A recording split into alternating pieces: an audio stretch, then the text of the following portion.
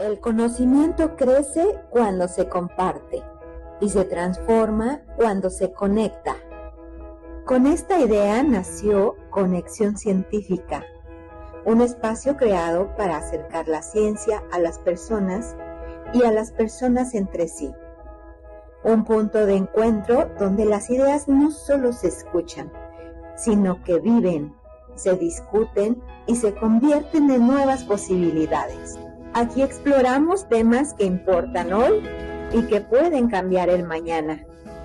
Aquí la curiosidad tiene un lugar. Aquí el diálogo abre puertas. Aquí la ciencia se comparte para inspirar, para conectar, para transformar. Cada sesión de Conexión Científica es una invitación a descubrir, a preguntar, a imaginar nuevas rutas, a conectar con personas que están construyendo soluciones reales para los retos que enfrentamos como sociedad. En este espacio convergen experiencias, conocimientos y caminos distintos, porque creemos que la ciencia tiene más fuerza cuando se comparte, porque sabemos que una idea en manos de una comunidad puede llegar mucho más lejos. Desde el Centro de Desarrollo de Productos Bióticos, impulsamos este puente entre la investigación, la innovación y quienes buscan ir más allá. Jóvenes, profesionistas, exploradores de nuevas preguntas, personas que quieren transformar su entorno con conocimiento. Si estás aquí, es porque algo te mueve. La ciencia, la curiosidad, la necesidad de entender más o de aportar algo propio. Este espacio también es tuyo. Bienvenidos a Conexión Científica.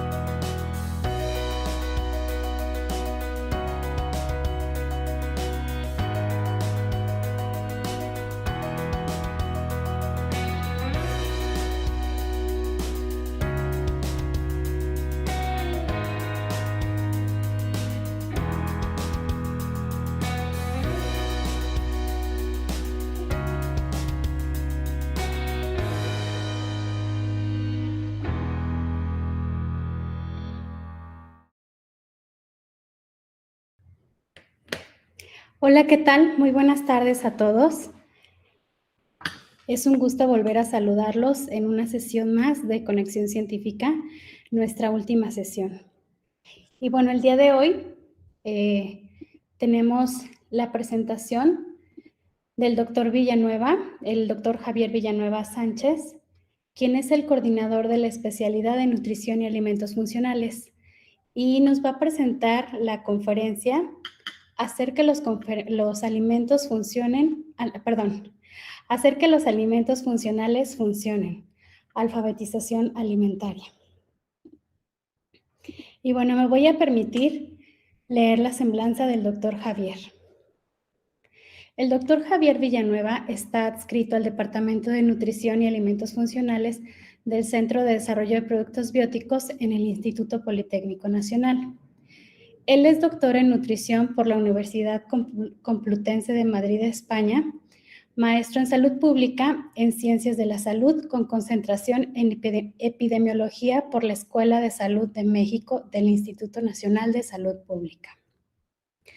Ha participado en actividades de docencia y de planificación, diseño, actualización y rediseño para la acreditación de programas de estudio a nivel licenciatura y posgrado. Actualmente es coordinador del cuerpo académico del programa de especialidad de nutrición y alimentos funcionales del CEPROVI. Ha colaborado en proyectos de investigación con financiamiento nacional e institucionales y también ha dirigido tesis de licenciatura y posgrado. Actualmente funge como presidente y miembro del Comité de Bioética en Investigación en el CEPROVI y cuenta con publicaciones indexadas en los temas de nutrición, alimentos, composición, envejecimiento, conductas alimentarias. Y bueno, sin más preámbulo, demos la bienvenida al doctor Javier Villanueva. Buenas tardes, doctor, bienvenido.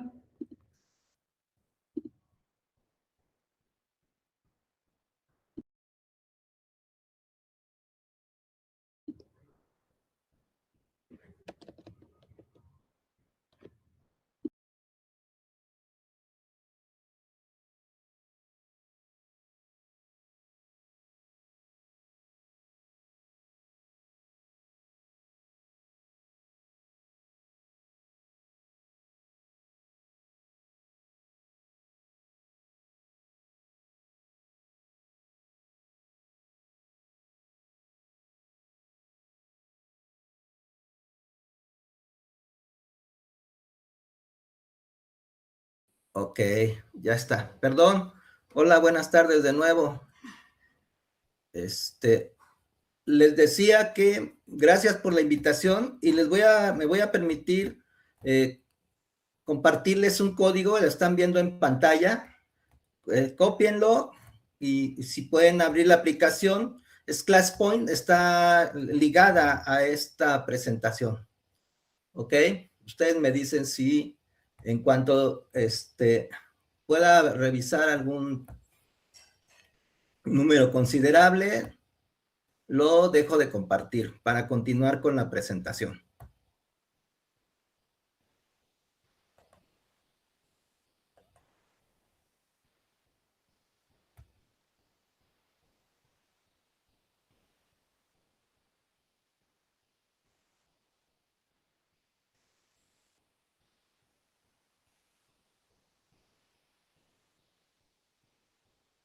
Muy bien.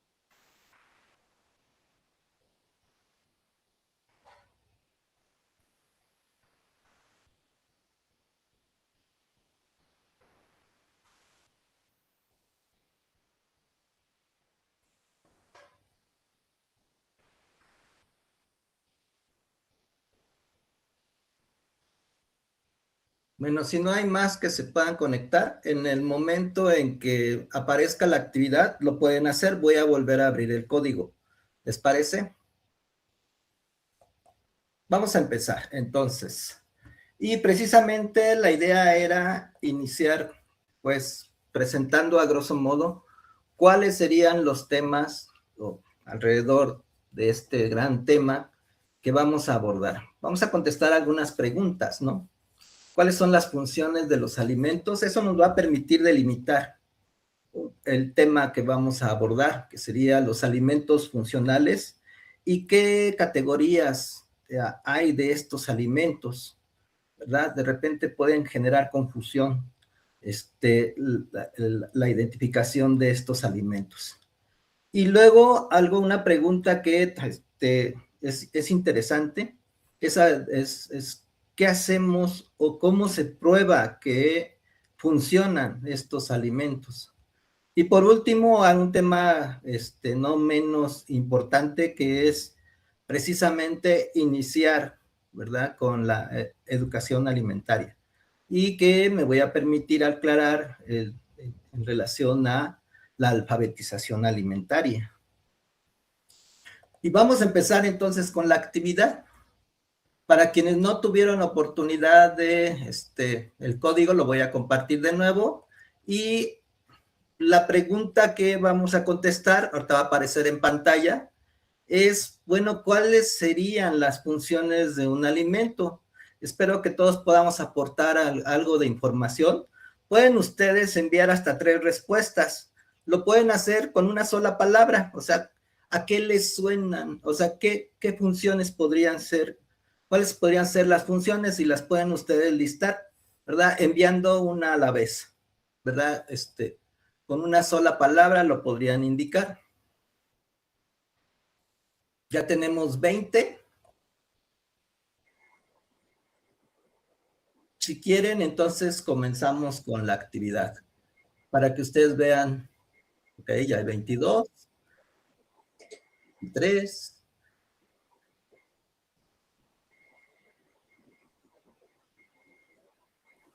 Entonces,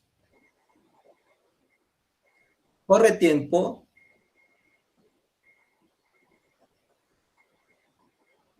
Ya se envió ya empezaron las respuestas. Vamos a ir viendo cómo y ustedes podrían ir notando si creen que se repite alguna, pues pueden utilizar otra palabra que demuestre cuáles serían las funciones de los alimentos.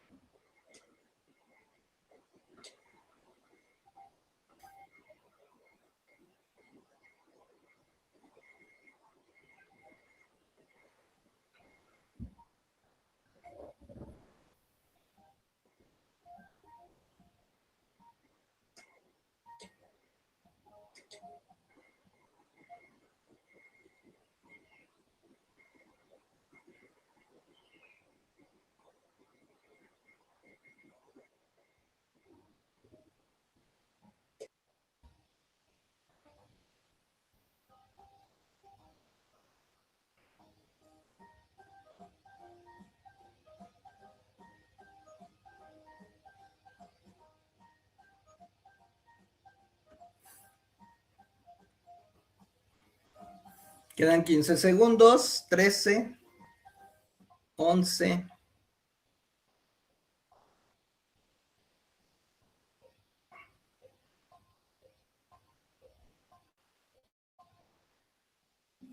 Ok.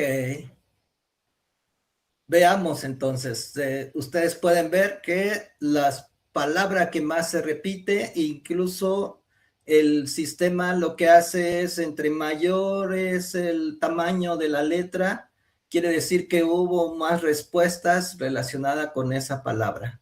Y lo que podemos ver, ¿verdad? Que están definidas desde el punto de vista nutricional, ¿verdad? Estamos desde el punto de vista nutricional.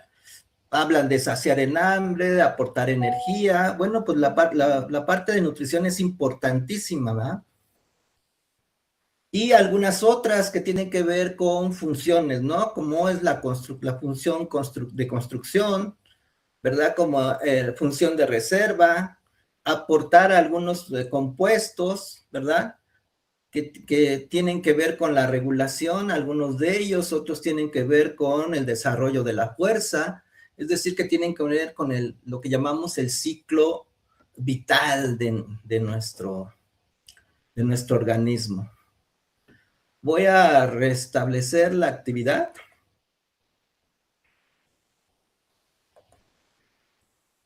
Y bueno, vamos a continuar entonces.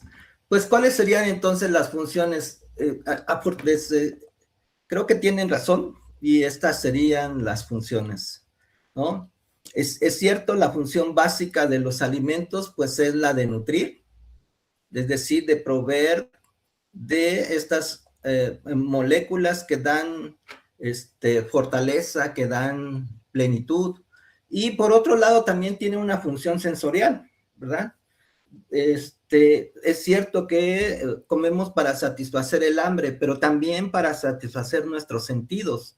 De repente los aromas, los sabores también nos llaman la atención y nos pudieran también estimular, ¿verdad? El consumo mayor o incluso inhibir si hay algún sabor que no es agradable, podría inhibir el consumo. Y creo que la que todos consideramos de alguna manera ahora con las respuestas es cierto, hay una función fisiológica, ¿verdad? Que es la de regular los procesos y que eso le da el sentido a lo que nosotros llamamos, ¿verdad? Alimentos funcionales, ¿no? A ver, espérenme. Ajá, alimentos funcionales. Y en su opinión, vamos a hacer otro ejercicio. De estos 4 alimentos, ¿verdad? ¿Cuáles ustedes considerarían como alimentos funcionales? Creo que todos van a poder. Vamos de nuevo, comparto el código por si alguien más quiere unirse a esta segunda actividad. Y ahí en esta actividad lo que tienen que hacer es elegir de esta lista de alimentos, ¿cuáles consideran que pueden ser funcionales? ¿No? Y pues vamos a ver, ustedes, ¿qué sabemos precisamente de los efectos fisiológicos de los alimentos, que es lo que da origen al término funcional? Bueno, ya hay 24. Si ya tienen el código, empezamos entonces con el ejercicio.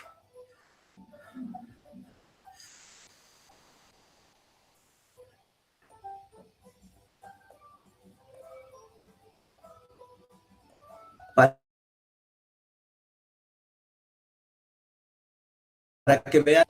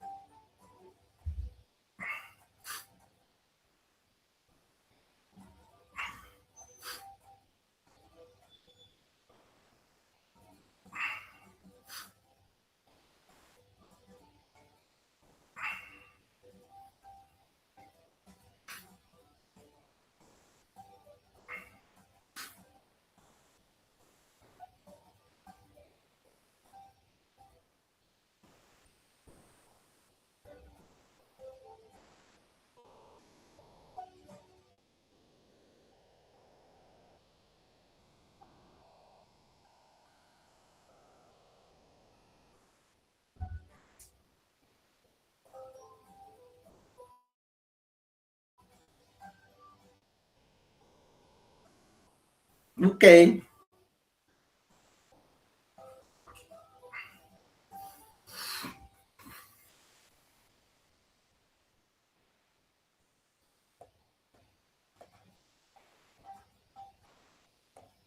Bueno, atendiendo a...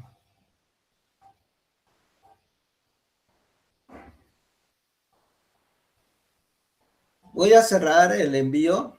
Me parece que ya las respuestas están completas. Ya todos pudieron participar. Y pues para hacer un poco digamos, el análisis de estas respuestas, ¿verdad? Parece que todos estamos convencidos de que un yogur podría ser un alimento funcional, ser un alimento funcional. Podrían haber elegido cualquiera de las respuestas, no sé si les permitió el sistema, parece que no, ¿verdad? Que nada más les permitió elegir una. Y hubo, digamos, en términos de orden, ¿verdad? Lo que llega a la mente primero es el yogur. Quizás alguien pudo haber añadido alguna de las otras, ¿verdad? Respuestas. Algunos se decantaron, por ejemplo, por el aceite de oliva, que, digamos, es reconocido como parte de un patrón de alimentación, ¿verdad? En el Mediterráneo, y que, pues, por tipo de ácidos grasos y por los compuestos bioactivos que están acompañando a este aceite, se ha probado que tiene alguna función en el organismo. Y lo mismo pasa con, ¿verdad? Con el aceite de aguacate. En nuestro aceite de aguacate, que podría también tener algunos ingredientes que pudieran ser, ¿verdad? Beneficiosos para la salud. Y me parece que la menos popular fueron las bebidas energizantes. ¿Habrá alguna explicación al respecto? Es probable, ¿verdad? Que debido a que digamos, el beneficio que se busca con los alimentos funcionales es que sea para mejorar el estado de salud. Y en este caso, las bebidas energizantes sí podrían ser funcionales, pero para un grupo específico de personas, no para la generalidad de la población. Y en el caso de los alimentos funcionales, iniciaron con esa idea, con la idea de que este beneficio se extendiera a toda la población, ¿verdad? Y que ayudara a mejorar la calidad de vida. Perfecto. Vamos a continuar entonces.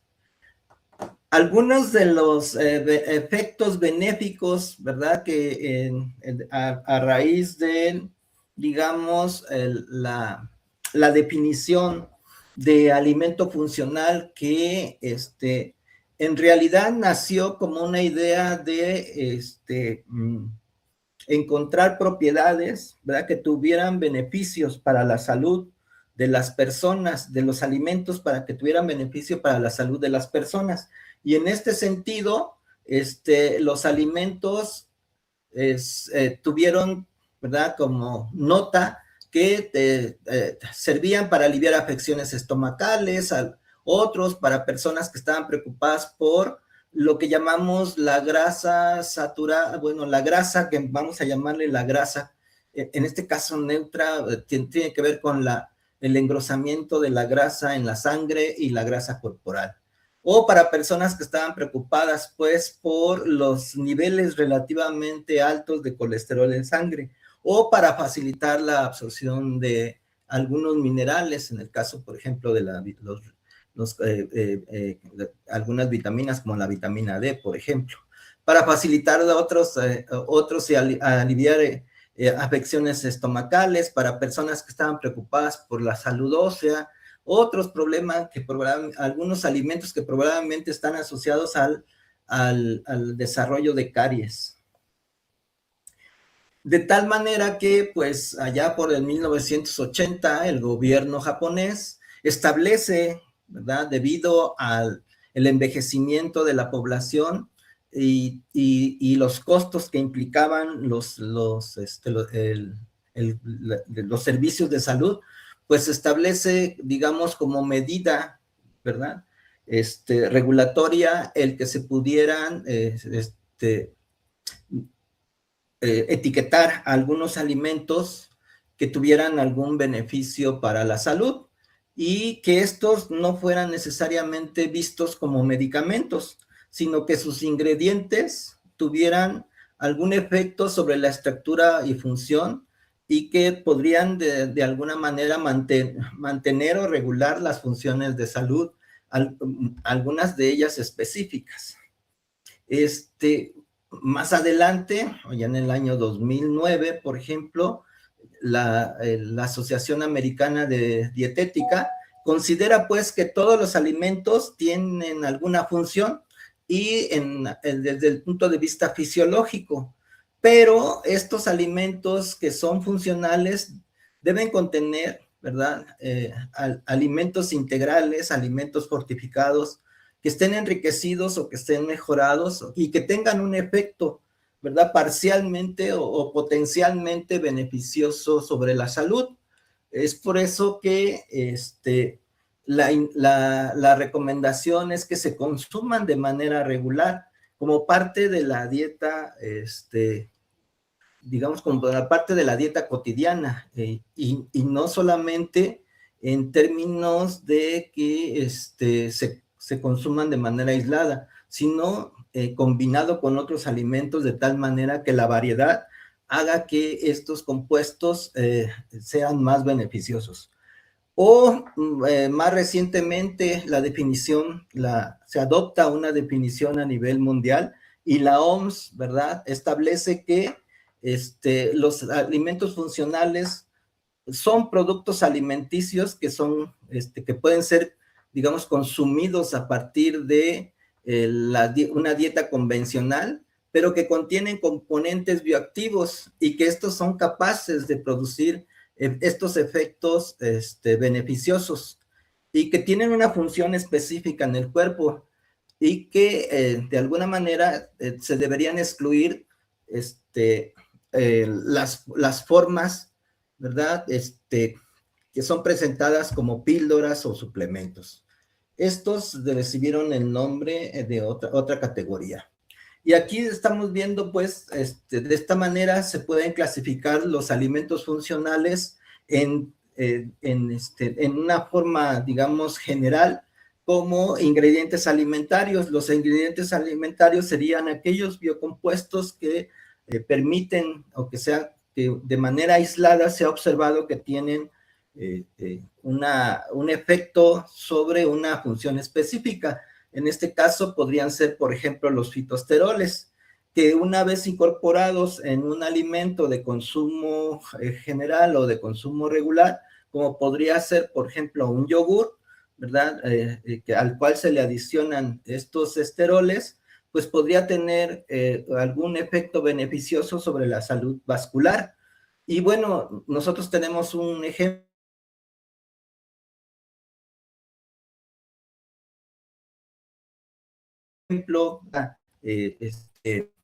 sí, en nuestra dieta tradicional mexicana, que son los frijoles, ¿no? Es un alimento que es rico en fibra, que también tiene compuestos antioxidantes, ¿verdad?, que se ha observado que tienen algún efecto sobre la salud también cardiovascular. La Asociación Americana de Dietética, sin embargo, lo que recupera, ¿verdad?, y categoriza a los alimentos funcionales en cuatro tipos, que son lo que ya he comentado acerca de los alimentos que son completos o que son convencionales, o estos alimentos modificados a los cuales se le agrega o se les y que se mejoran y que son mejorados, o algunos alimentos que tienen ya efectos medicinales, que también se les llama nutracéuticos, ¿no? O alimentos que son para uso específico, ¿verdad?, en dietas, por ejemplo, las fórmulas infantiles, algunos alimentos que son hipoalergénicos o libres de gluten, ¿verdad? O alimentos libres de lactosa, ¿verdad? Si lo revisamos, concordaría con este tipo de alimentos que llamamos modificados, ¿verdad? Que son modificados intencionalmente. Y en el caso de los alimentos convencionales, pues serían los alimentos que naturalmente tienen alguna función, o los alimentos a los cuales se les sustituye, se les reemplaza, se les añade, ¿verdad? Algún compuesto para que pueda servir como vehículo de un compuesto bioactivo y ejerza una función, ¿verdad? Más allá de la que el mismo alimento ofrece por sí mismo. Entonces se enriquece, ¿verdad? En este caso, el efecto sobre la salud. ¿Qué requisitos debe tener un alimento para que sea aprobado como alimento funcional o para uso específico en salud? El gobierno japonés estableció ciertos requisitos para poder comercializar este tipo de productos y para poder distribuirlos en la población. Entonces, estableció que debería, ¿verdad? El consumo de estos alimentos deberían mejorar los hábitos alimentarios y saber que se contribuyen al mantenimiento y mejora de la salud. Y al dar una declaración de ese tipo,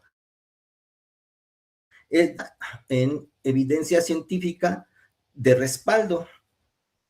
Y también, cuando se define un alimento funcional, se debería haber establecido un nivel de ingesta que tenga efectos clínicos y nutricionales, ¿verdad? O que dé evidencia del componente funcional. Otra característica es pues que el componente funcional y el producto pues sean seguros. Esto se refiere a inocuidad, que no produzcan toxicidad. Y que el compuesto que se le añade no va a modificar la composición del alimento de manera significativa.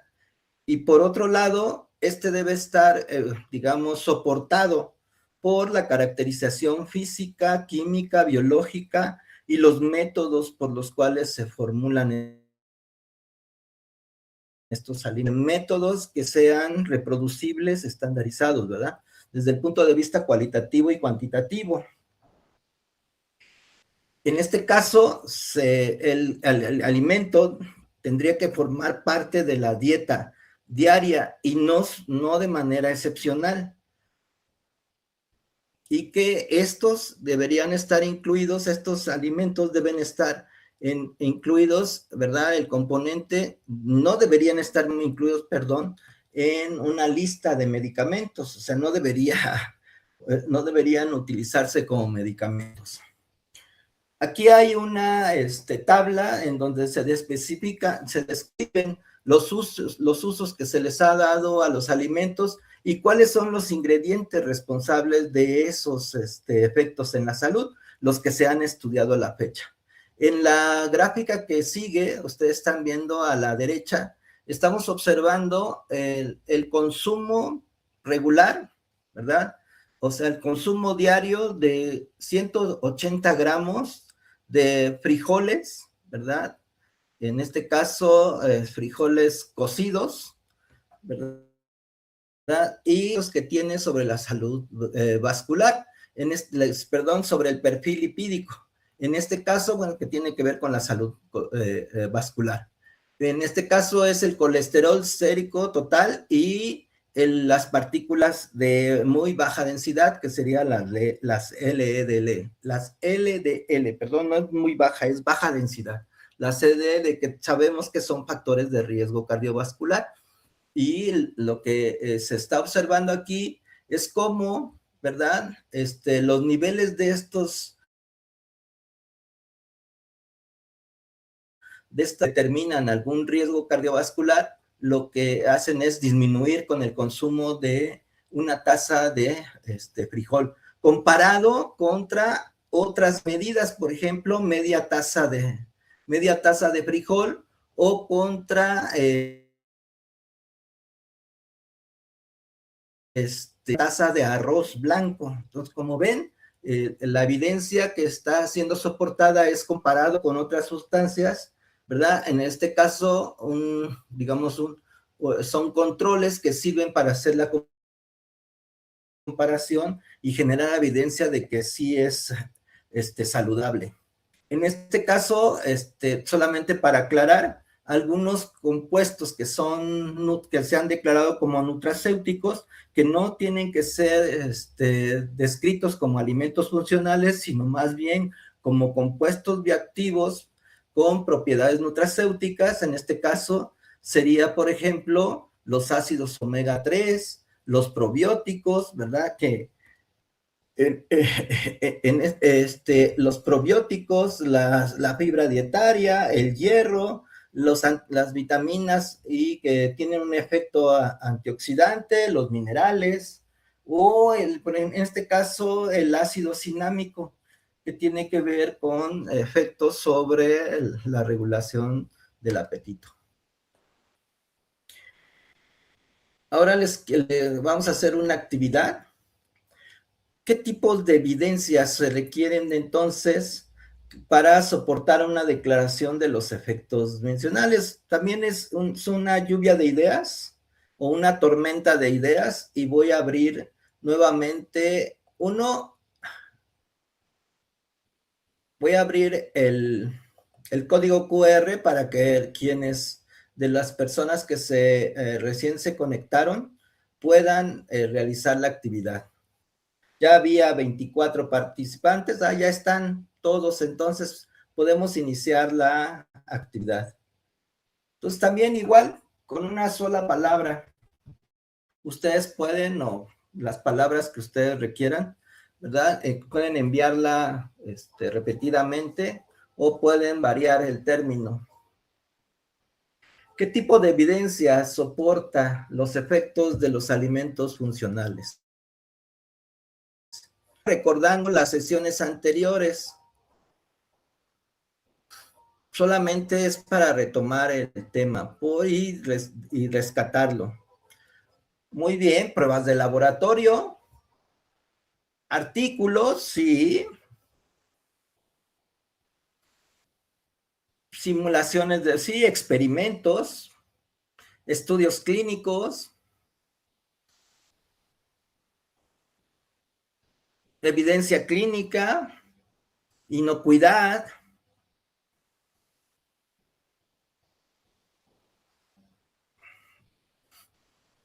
estudios clínicos, se repite, estudios bromatológicos,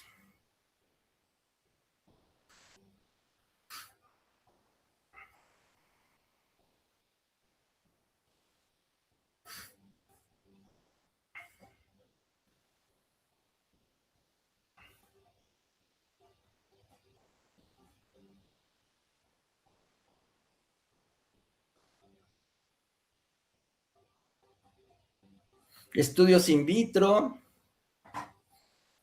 estudios epidemiológicos, pruebas internas validadas,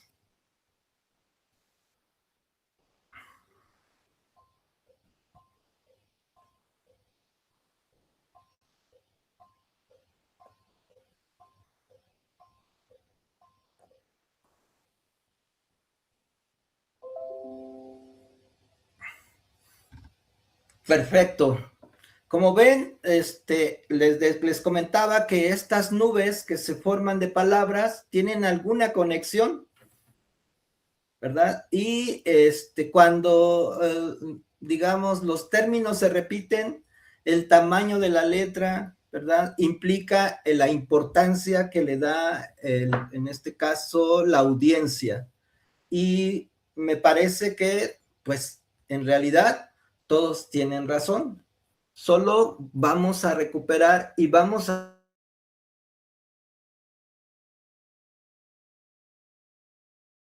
organizar. Y vamos a utilizar, ¿verdad? Desde el punto de vista, digamos, de los alimentos, ¿verdad? Existe una tendencia a, digamos, a diseñar los sistemas de producción pero a partir de lo que la gente lo que es importante para las personas. Por eso el término, ¿verdad?, de hacer un reenfoque del sistema alimentario. Pensábamos, ¿verdad?, que cuando los alimentos escasean, se piensa desde los sistemas de producción, ¿verdad?, y con el objeto de estimular, ¿verdad?, o alcanzar un consumo deseable. Pero en esta época de avance de tecnología, ya los problemas de producción, ¿verdad?, no es que no sean importantes, sino más bien están diseñados desde el punto de vista de los gustos, de las preferencias, desde las necesidades de las personas. Por eso es que ahora la tendencia en términos de los sistemas de producción es qué necesitamos, ¿verdad? Y ahora sí, pensar en qué sistemas de producción somos los más efectivos. Desde el punto de vista, entonces, del diseño de los alimentos funcionales, hay alimentos que se modifican, hay alimentos a los cuales se les sustituye. Entonces, es cierto, se tiene que generar evidencia. Y se tiene que generar evidencia, pues, desde la planeación del producto, desde el desarrollo de cuál va a ser el componente funcional, diseñar y conducir, ¿verdad?, ensayos, tienen razón, estudios preclínicos y ensayos clínicos. Los estudios preclínicos son los que en algunos de las respuestas se comentaban como estudios de laboratorio, que tienen que ver con la caracterización de las propiedades de los alimentos, que en este caso serían las propiedades funcionales, es decir, cuál sería el efecto esperado con respecto al tipo de compuestos que contiene y a la cantidad que contiene, previendo el futuro, ¿no? Y de tal manera que se aplique el término o no, se puede aplicar el término de uso específico para la salud. Y esto tendría que estar soportado por, en este caso, la comparación de resultados entre diferentes estudios que tiene que ver con los estudios preclínicos y los estudios clínicos, para entonces que pueda ser aprobado un alimento como funcional y que pueda ser distribuido. Este es el pensamiento japonés, ¿verdad? Y en el otro lado estamos viendo una propuesta más actual que está relacionada con el mundo occidental. En este caso, ¿verdad?, se necesita hacer investigación básica, en eso todos tenían razón, se necesita hacer investigación clínica y que pruebe, ¿verdad?, las mejoras en la salud. Y por ello, entonces, se necesitan, entonces, estudios basados en ensayos, ¿verdad?, en ensayos de laboratorio y cultivos celulares, también que sean probados en animales, y lo más importante es que, ¿verdad?, sea probado en humanos para que este producto pueda especificarse como alimento funcional. Y sobre todo para que llegue a, ¿no? Este es digamos, un cambio en la forma en que actualmente, en el caso del mundo oriental, estamos hablando de Japón, ¿verdad?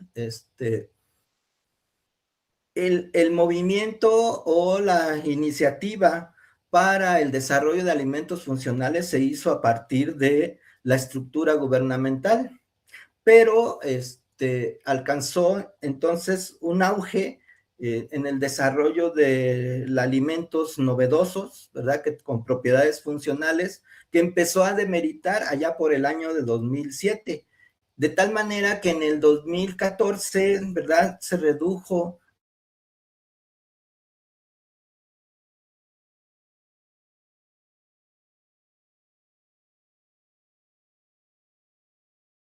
notablemente, pues había dificultades para detectar un efecto significativo en personas que son sanas en los estudios clínicos. Generalmente los ensayos clínicos de inicio, que serían los de fase Los de fase 2 y de fase 3 se hacen con voluntarios sanos.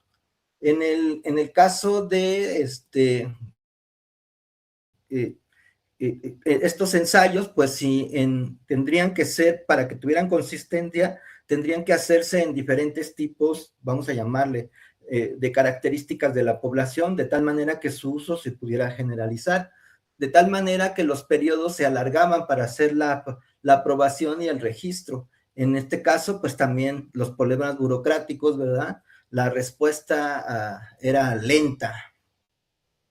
Y por otro lado, pues en el caso de la industria, el soportar estos estudios, pues significaba, ¿verdad? Un desequilibrio entre los costos y las ganancias. De tal manera que a partir de 2015, mediante un sistema de autorregulación, se generaron, ¿verdad? Nuevos requisitos para declarar las propiedades funcionales, y en este caso fueron más flexibles. ¿Qué fue lo que ocurrió? Los estudios duros, que serían los estudios clínicos y los estudios de laboratorio, fueron sustituidos por las revisiones científicas. En este caso, lo que llamamos actualmente las revisiones sistemáticas de estudios clínicos, que son los que dan el máximo de evidencia. Entonces, de esta manera, la industria da un paso adelante con respecto a las experiencias en investigación. Y por otro lado, esto hace que el hecho de realizar ensayos clínicos implica un menor riesgo, ¿verdad? Y que eso para el lanzamiento de productos. De tal manera que en este caso el número de alimentos funcionales se contaba por allá por el año de 2019, alrededor 350 productos, por ejemplo, para la mejora de los triglicéridos, un poco más de 250 para los niveles de glucosa en sangre, y así, todos los alimentos que se encuentran, todos los efectos que se encuentran, sombreados, tienen que ver con los alimentos que ya estaban siendo regulados, pero que a raíz de esta, ¿cómo se llama? De esta modificación en los requisitos de la evidencia clínica, sobre todo de la evidencia clínica, pues aumentó el número de productos, ¿verdad? Que se habían, digamos, de alguna manera se habían detenido la producción. De tal manera que para este año 2026, ¿verdad? Existen todas estas empresas con este número de productos que tienen efectos funcionales en la actualidad, y si se dan cuenta, una de las empresas es la que tiene concentra el mayor número de productos, gracias a esas modificaciones en los requisitos para registrar alimentos funcionales. ¿Cuáles serían las limitaciones con respecto a las declaraciones de funcionalidad? Bueno, los alimentos funcionales, como en su definición lo determinan, no son la panacea, ¿verdad? No resuelven, no curan las enfermedades. Lo que hacen es contribuir, ¿verdad?, a que la presentación de la enfermedad se retrase, es decir, mejoran la calidad de vida en personas que están en alto riesgo de sufrir una enfermedad. Y aquí tenemos el caso, por ejemplo, de la presión sanguínea, de la diabetes y la hiperlipidemia. Lo que vamos a ver, cuáles serían en este caso, los marcadores de salud que definen como niveles saludables. En el caso de la presión sanguínea, máximo 130 milímetros de mercurio de presión sistólica. Igual para el caso de diabetes, 110, y para el caso del límite es 200 para el caso de hiperlipidemias, que sería 200 de colesterol total, ¿verdad? Y 120 de colesterol LDL, que es el colesterol de baja densidad, que estos dos contribuyen al riesgo cardiovascular. Y entonces, ¿a quiénes están, digamos, para quiénes están diseñados, para qué tipo de personas están diseñadas los alimentos funcionales? Pues para personas saludables o que están en el borde, ¿verdad?, del riesgo de sufrir una enfermedad, pero no, inicialmente no están diseñados para personas enfermas, ¿verdad? Y otra limitante de la funcionalidad es que debido a, ¿verdad?, que se hace con personas sanas, ¿verdad?, los comportamientos, en este caso, no hablemos no los comportamientos, sino los mecanismos fisiológicos pueden variar y hay diferentes fuentes, fuentes de variación con respecto al efecto que pueda tener un alimento funcional. Y uno de ellos, por ejemplo, es la biodisponibilidad, que tiene que ver con la asimilación y la actividad que tiene el compuesto ya presente en el organismo, de tal manera que lo que nosotros estamos midiendo es la permanencia del biocompuesto que tiene la propiedad funcional o del marcador, que en este caso indica el efecto, de tal manera que entonces es difícil, ¿verdad?, que se pueda promover un alimento funcional para el tratamiento de una enfermedad. Hablando de los límites de funcionalidad, entonces se establecen con base en revisiones, y aquí solamente es como ejercicio de observación. Vean, de 1,158 estudios en los cuales se probaba el efecto, en este caso, de productos de aguacate, ¿verdad? Solamente 9 se integraron en un análisis para revisar si los productos de aguacate o los productos derivados del aguacate pudieran tener algún efecto funcional. Y vamos a ver qué es lo que ocurrió con estos 9 ensayos que sirvieron para evaluar los efectos sobre el índice de masa corporal y otros efectos que en este caso tienen que ver con la salud cardiovascular.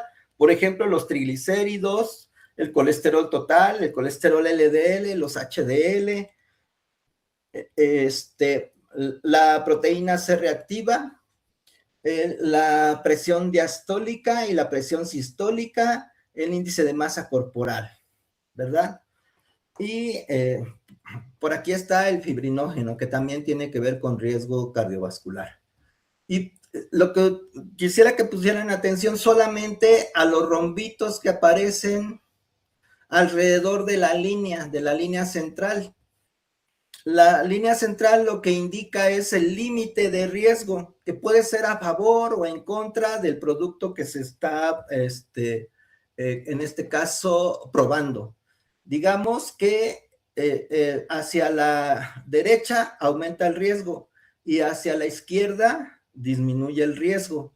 En este caso, del riesgo que es, o de los niveles que se eleven los triglicéridos. Por ejemplo, en el caso de los triglicéridos, parece que no hay efecto. En el caso del colesterol total, tampoco hay efecto. Pero vean los niveles de LDL, como en promedio, los diferentes estudios, ¿verdad?, muestran una reducción en los niveles de LDL. Lo mismo pasa ligeramente con el caso de los niveles de HDL, que bueno, en este caso es mejor que no se muevan, ¿verdad? Y en otros indicadores que tienen que ver también con el aumento de riesgo, como puede ser, por ejemplo, el índice de masa corporal, no, no, es F. Sería la proteína C reactiva, que es un marcador de inflamación, o los niveles de presión sistólica, no así de diastólica, y ligeramente con el índice de masa corporal. Lo cual, si se dan cuenta, es un trabajo que es tan complicado como realizar el propio estudio. Y esto tiene que estar soportado por la calidad de la evidencia.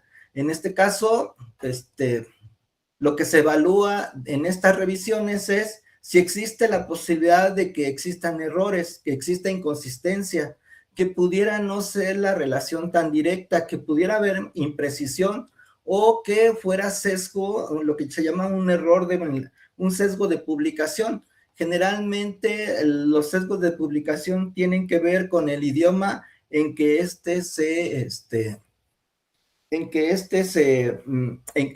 pues sí, el idioma en que se publica o con la revista en que se publica. Entonces hay serias limitaciones que puedan afectar la calidad dependiendo del tipo de revista. Ustedes saben que existen algún tipo de revistas que se le llaman depredadoras, ¿verdad? Que lo que hacen es, de repente, ¿verdad? Publicar artículos de muy baja calidad y de tal manera que al darles de visibilidad se notan los errores y por eso se refieren como sesgos de publicación. Y la ponderación total de la calidad de evidencia, por ejemplo, vean, la evidencia para el caso de los niveles de triglicéridos es muy baja, lo mismo para colesterol total, en donde hubo digamos, una calidad muy alta de evidencia es en el caso de los niveles de LDL, los casos de fibrinógeno, los casos de presión sistólica y el índice de masa corporal y la proteína C reactiva, que ya lo habíamos visto gráficamente, pero también tiene que ser valorada la evidencia, no solamente el tamaño del efecto. Y para terminar, pensando, ya me estoy agotando el tiempo, ¿verdad? Esto que se llama alfabetización alimentaria. Digamos, podemos conocer las propiedades de los alimentos, podemos saber cuál sería la calidad de la evidencia, pero las personas estamos comunicando estas propiedades adecuadamente a la población. Bueno, esa sería una pregunta, ¿no? Y existe una tendencia, ¿verdad?, digamos, a favorecer o a desarrollar las capacidades, lo que se llama alfabetización alimentaria. Esta consiste en que las personas estén conscientes de lo que están consumiendo, en este caso, que se habitúen a los sabores, que se habitúen a las texturas, que se habitúen a los aromas, que se habitúen, pues, a probar nuevos alimentos. Y por otro lado, tiene que ver con las capacidades para poder proveerse de alimentos o de una alimentación correcta, que tiene que ver con lo que llamamos, si nosotros podemos hacer combinaciones, ¿verdad?, novedosas de alimentos, y si tenemos las herramientas, en este caso, conocemos técnicas culinarias que mejoren la presentación, que mejoren las preparaciones de estos alimentos. Y por otro lado también la habilidad de reconocer que existen alimentos que tienen propiedades engañosas o que en este caso se exagera en las propiedades de estos alimentos con lo que llamamos mensajes persuasivos. Y existe un tipo de persuasión que se llama persuasión mediática, que tiene que ver con, digamos, con la habilidad de los mensajes para generar emociones o para generar estos pensamientos que parecen lógicos, pero que invitan, ¿verdad?, de modo indirecto al consumo. Este es un caso, digamos, que encontré como para poder explicarlo, ojalá y lo podamos compartir, ¿verdad? Que si ustedes ven el mensaje, tiene un componente emocional, ¿verdad? Es el recuerdo de las personas mayores, pensando en que este refresco ha persistido durante muchos años en el mercado. ¿no? Incluso utiliza una expresión que es, digamos, de popular, esto de piña para la niña, ¿verdad? Y entonces, lo que nos llega al recuerdo, de manera indirecta, al ver la imagen de la marca, ¿verdad? Es digamos, el sabor burbujeante de la piña, ¿no? En este refresco. Y lo reitera con un mensaje que es contundente, ¿no? Conozco a mi gente. Es decir, conoces la marca, sabes que existe, ¿verdad? Y que esta marca ha persistido durante mucho tiempo y está presente, ¿no? Y que incluso, vamos a llamarle, el gusto se puede heredar. Esa es la interpretación, pero cada quien puede hacer su interpretación. Y luego existe otro mensaje que parece racional, pero que también invita a el desarrollo, ¿verdad?, de un afecto por la bebida. Y entonces dice, ¿verdad?, los estados del agua.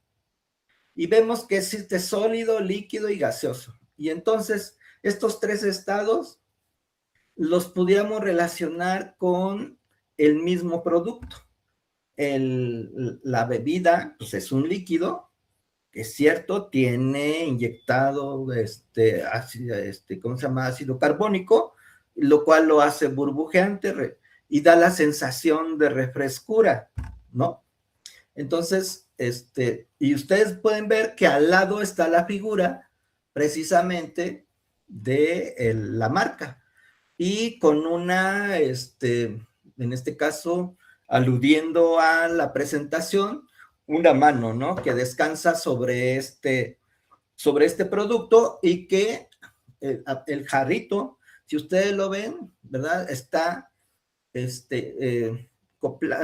lleno de frutas, lo cual da la idea de que la bebida tiene sabores a frutas, ¿no?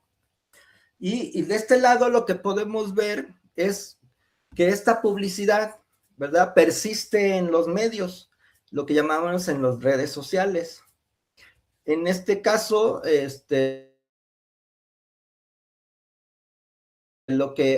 ¿cuántas veces más, verdad?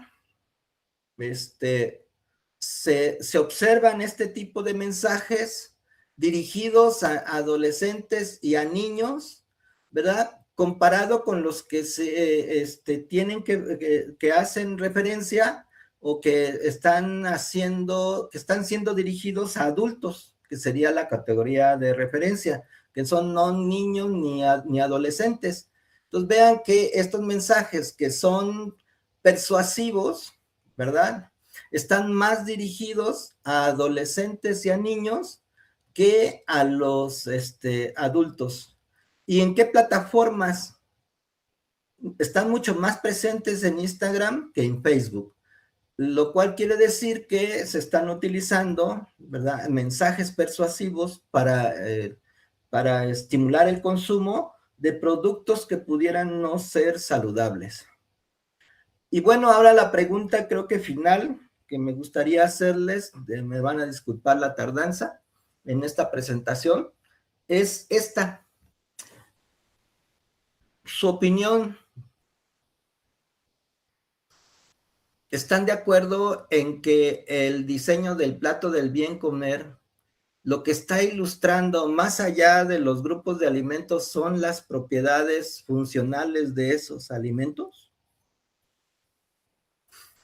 No, y la otra, digamos, la otra expectativa es ¿de veras debemos satanizar a los alimentos procesados? Si estos alimentos se formulan, ¿verdad?, con ingredientes funcionales, también pudieran ser un vehículo que pudiera favorecer o tener efectos beneficiosos para la salud. Y con esto termino, y estoy a sus órdenes. Voy a dejar de compartir.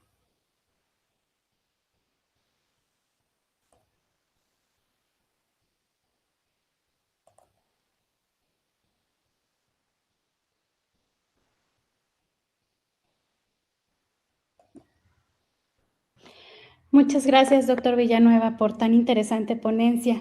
Y pues bueno, como ya saben, vamos a pasar a la etapa de preguntas. Me gustaría que si tienen la oportunidad de abrir su micrófono, pudieran realizar su pregunta, o si no, coloquen las preguntas en el chat y yo me permitiré leerlas. Bueno, pues en el chat empiezan las felicitaciones, doctor. Nos dice Sandra Guadalupe, excelente ponencia. Laura Castellanos, interesante, muchas gracias por compartir. Gloria nos comenta, excelente ponencia, muchas gracias, doctor Javier. No sé si hay alguna pregunta por ahí. Si gustan, pueden abrir su micrófono. Sí, ya hay una, sí. Sí. Bueno, se la leo, doctor. Claro que sí. Nos pregunta Sujei, bueno, nos pregunta RA, dice, buenas noches, ¿existe alguna legislación en México para los alimentos funcionales? Verdadera, como tal, no existe una regulación, pero sí con digamos, con digamos, con la obligatoriedad de cuando se hacen declaraciones de alimentos saludables, deban aportar evidencia, pero no bajo el concepto de alimentos funcionales, sino de alimentos saludables, es decir, que tengan algún efecto en salud. Y está más orientado sobre, digamos, la cantidad o la presencia, más que con la evidencia del efecto como tal. Quiero pensar que se trata de estos alimentos funcionalizados que se diseñan bajo digamos, digamos, bajo el amparo de los efectos observados en diferentes estudios, pero que no forman parte, en este caso, de una población representativa de la población mexicana. Perfecto, doctor.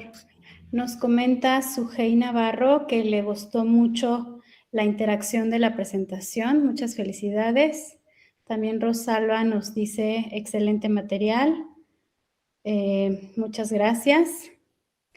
¿Alguien más? ¿Alguien que quiera abrir su micrófono?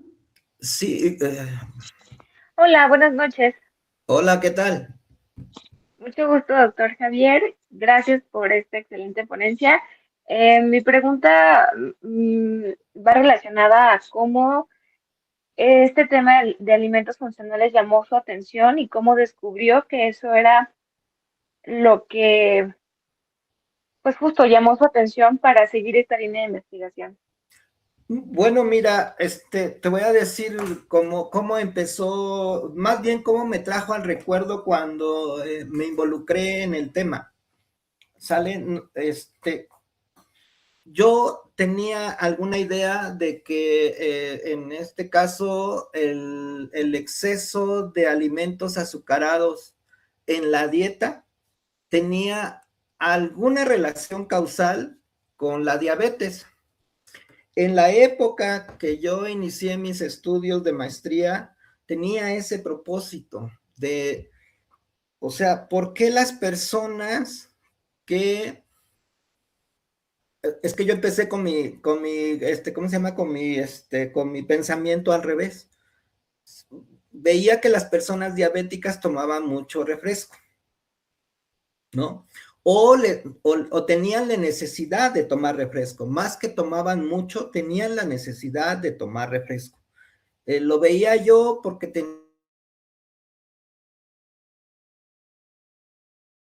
tenía la misma conducta. Pero no eran, consumidores solo por la enfermedad, sino ellos ya tenían el hábito de consumir refresco, solo que con la enfermedad parece que se convertía en una necesidad, ¿no? Y entonces, digo, no estará relacionado, o sea, el hecho de que se consuma refresco frecuentemente no quiere decir que diario, no quiere decir que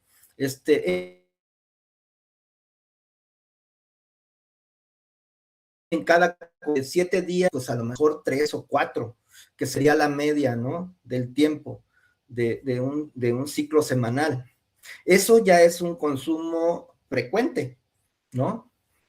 Entonces pensaba de esa manera, que entonces la dieta sí tenía relación con la enfermedad, no solamente con la desnutrición, como en esa época ya lo teníamos establecido, o sea, ya había mucha evidencia científica de que si no se alcanzaban los requerimientos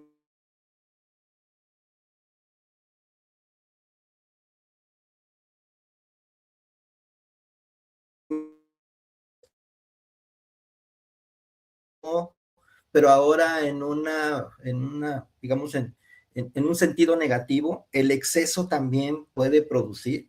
Le digo, porque también había esa relación directa, ¿verdad? Si consumías más alimento, aumentabas de peso. Entonces, ¿no sería que estaría pasando lo mismo con el consumo de refresco? Bueno, no lo pude plantear porque estaba yo pensando, ¿verdad?, hacer el estudio en diabéticos y no era necesariamente los diabéticos, sino tendría que ser en población sana para encontrar esa relación causal. O sea, que el riesgo no se mide cuando la persona ya está enferma, sino se mide cuando está sana. Y bueno, ese pensamiento epidemiológico lo adquirí en la maestría. Entonces fue como ya empecé a desarrollar este tipo de hipótesis, estas ideas. Cuando me encontré con los alimentos funcionales como una etiqueta, fue en un congreso, la verdad, en el extranjero, y haciendo los estudios de doctorado. Me encontré allá por el 2006, te estoy hablando de 2006 y estando en Europa.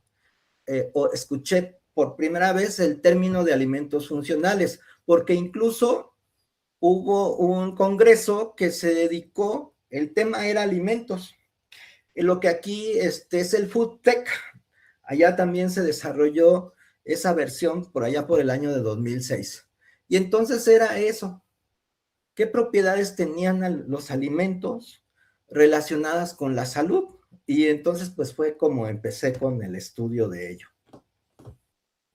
Interesante, doctor. Muchas gracias por compartirnos esta información valiosa. Yo creo que justo el viajar, el conocer otras culturas, otro tipo de información, o en otros países que la información se desarrolla mucho más rápido que en nuestro país, eso te da apertura y justo mucha experiencia y encontrar parte de lo que es pues tu vocación, ¿no? Encontrar el tema con el que conectes y te apasiona. Entonces, pues muchísimas gracias y también gracias, Amalia. Gracias. Sí, quiero complementar la idea. Fíjate que esto podría ser lo que se llama el sesgo de publicación, ¿no? La evidencia de repente está publicada en un idioma distinto al nuestro, entonces tenemos que tener habilidades para hacernos de esos conocimientos cuando tenemos limitaciones, ¿verdad? De conocimiento. Tendríamos que explorar otros idiomas. Lo mismo que hace el extranjero cuando llega a México. Muchas de nuestras costumbres, muchos de nuestros hábitos son estandarte revolucionario para digamos, para el establecer patrones de alimentación sana. Por ejemplo, las leguminosas, que cada día se está perdiendo más el consumo de leguminosas, como es el frijol, las habas, con esta idea de que estos alimentos son de menor calidad nutricional que por ejemplo, en el caso de las proteínas, ¿no? Que la carne, por ejemplo. Entonces la gente ¿verdad? No es que desprecie, sino ha dejado de consumir por la creencia de que las proteínas de las leguminosas son de menor calidad, cuando desde hace tiempo, de hecho, era parte, digamos, de la economía del país, que cuando una persona necesitaba refuerzo energético y proteico, mezclar arroz con frijol, y esa era la comida que se daba para las personas que se estaban recuperando de un periodo, digamos, de desgaste. Doctor, vamos a dar paso a las siguientes preguntas para ya no tardarnos tanto. Tenemos 2 preguntas más en el chat y con estas ya cerramos. Nos pregunta Natalia Rodríguez, ¿en nuestro país hay alguna guía de manejo de alimentos funcionales en pacientes oncológicos o alguna investigación sobre su apoyo en estos pacientes? No, bueno, yo creo que las evidencias como patrón todavía no lo existen, ¿no? O sea, como un patrón de alimentación sugerido para pacientes oncológicos, me parece que no existe. Las recomendaciones, como estamos habituados, se hacen, vamos a llamar, por grupos de alimentos, por ingredientes, ¿no? En el caso de los pacientes oncológicos, si ya es un paciente oncológico, pues lo que se busca es restaurar los niveles de proteínas, ¿no?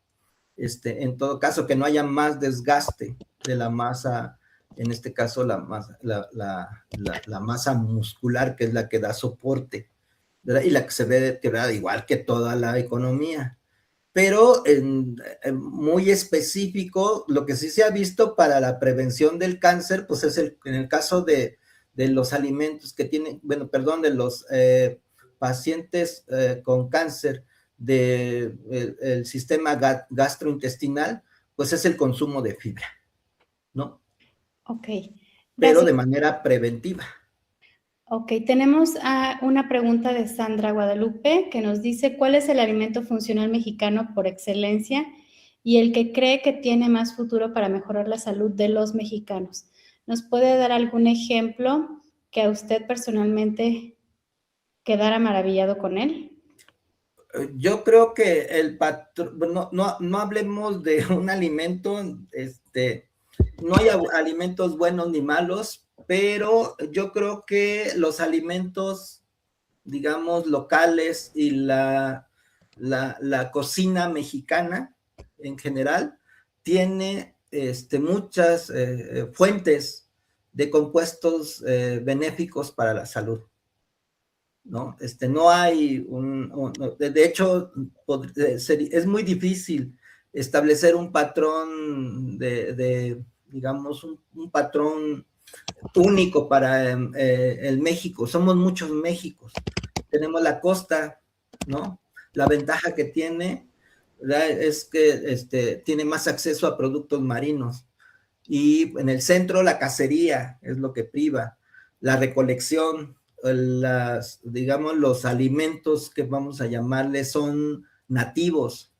Eso es lo que priva. Yo creo que hay muchas perfiles de alimentación que combinados me parece que podrían dar un patrón muy general de consumo en México.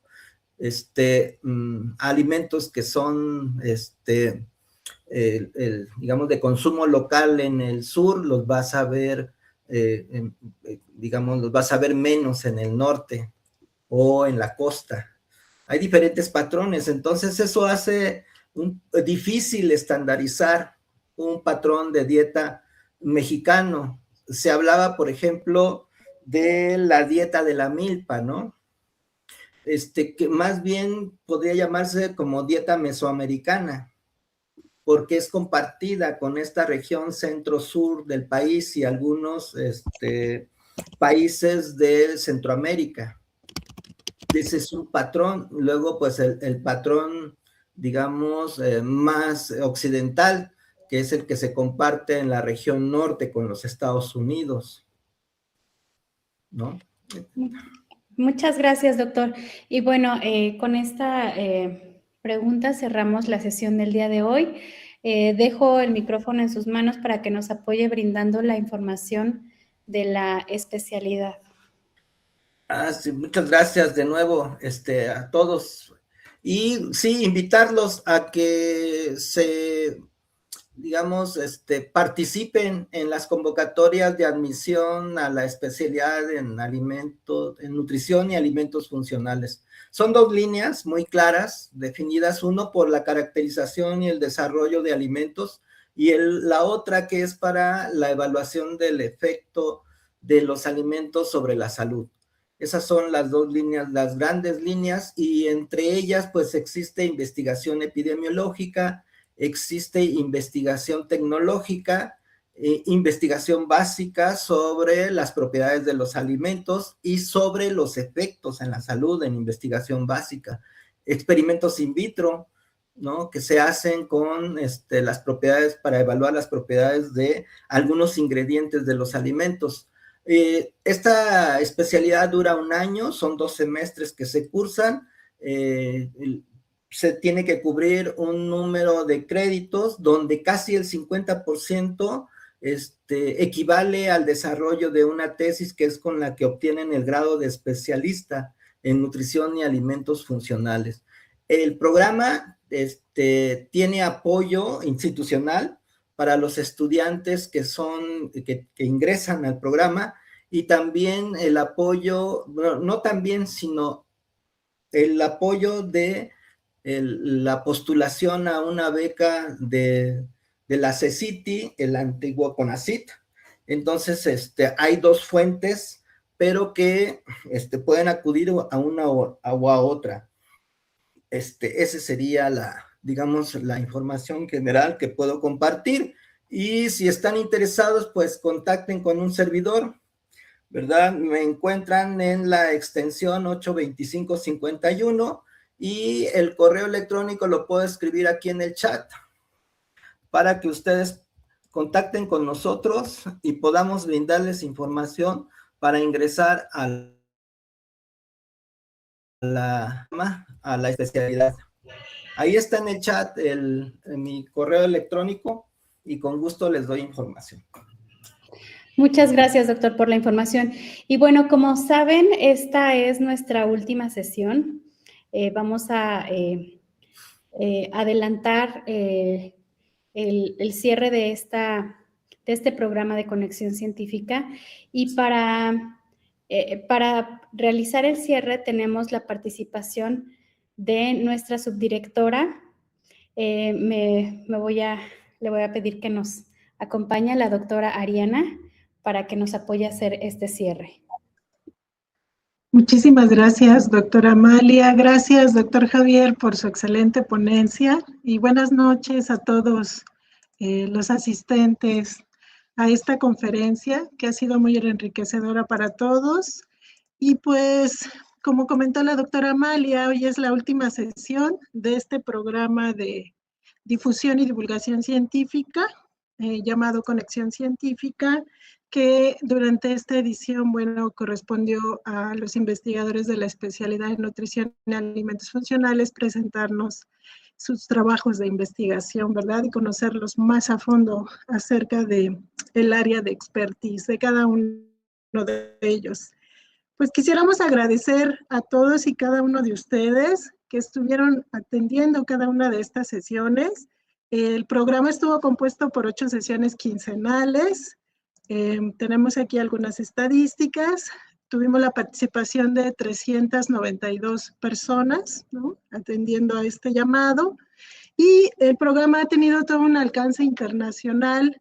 La mayoría de los participantes nos han acompañado de nuestro país, sin embargo, también hemos tenido asistencia de personas de Centroamérica y Sudamérica, de Estados Unidos también, y una persona desde Angola. Así que, pues, muchísimas gracias a todos ustedes. También toda una gama de formaciones, ¿verdad?, las que muestran cada uno de los participantes en las sesiones, desde ingenieros agroindustriales, nutriólogos, químicos en alimentos, estudiantes de maestría y doctorado, fortaleciendo, ¿verdad?, su formación académica a través de escuchar la experiencia de nuestros investigadores. Y bueno, también pues agradecemos mucho todos sus comentarios, ¿verdad?, que han sido muy enriquecedores para todo el equipo encargado de llevar a cabo esta edición de Conexión Científica. Muchísimas gracias a la doctora Amalia Cuno, ¿verdad?, que ha sido un pilar fundamental para la realización de esta primera edición, que ha estado muy al pendiente de cada una de las sesiones y atendiendo a cada uno de ustedes a través del chat, ¿verdad? Todas sus dudas, con sus constancias, recordándoles de nuestras sesiones. Pues ha sido todo un trabajo excepcional. Muchas gracias, doctora Amalia. Muchas gracias a todos los investigadores, miembros del cuerpo académico de la especialidad también, a la doctora Perla, la doctora Rosalía, el doctor Carlos, la doctora Elsa, la doctora Claudia, la doctora María del Carmen, a la doctora Amalia, la misma doctora Amalia, y al doctor Javier, por compartir todo su conocimiento con todos nosotros y por sembrar esa semilla, ¿verdad?, de la investigación científica también en cada una de nuestras mentes y nuestros corazones. De igual modo, quisiera agradecer al ingeniero Roberto Selvas Mejía, que nos acompaña tras bambalinas, siempre atento a todas las necesidades técnicas que tenemos. Muchísimas gracias, ingeniero, por todo el apoyo. Y pues bueno, voy a permitirme cerrar de manera oficial esta primera gran edición de Conexión Científica, siendo las 7:33 de la noche, ¿no?, del 4 de marzo del 2020-26. Declaramos oficialmente clausurada esta primera edición de Conexión Científica. Muchísimas gracias a todos, felicidades y los esperamos. Próximamente anunciaremos la segunda edición de este programa. Muchas gracias, doctora Mariana. Especialidad también. Muchas gracias. A mí me gustaría, no sé si sea posible, Robert, ¿se podrían abrir las cámaras de algunos para poder tomar alguna fotografía o no lo permite Sí, veamos cuántas puede abrir el sistema, que somos bastantes. Adelante. Sí, los que puedan y que nos puedan apoyar con su cámara. Voy a apagar mi micrófono para que se haga chiquita mi pantalla y podamos tomar una captura.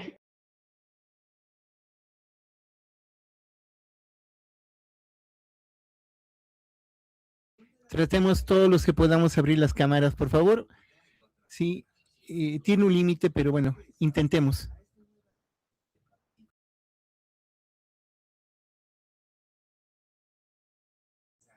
Doctora Amalia, creo que se limite. No tenemos más.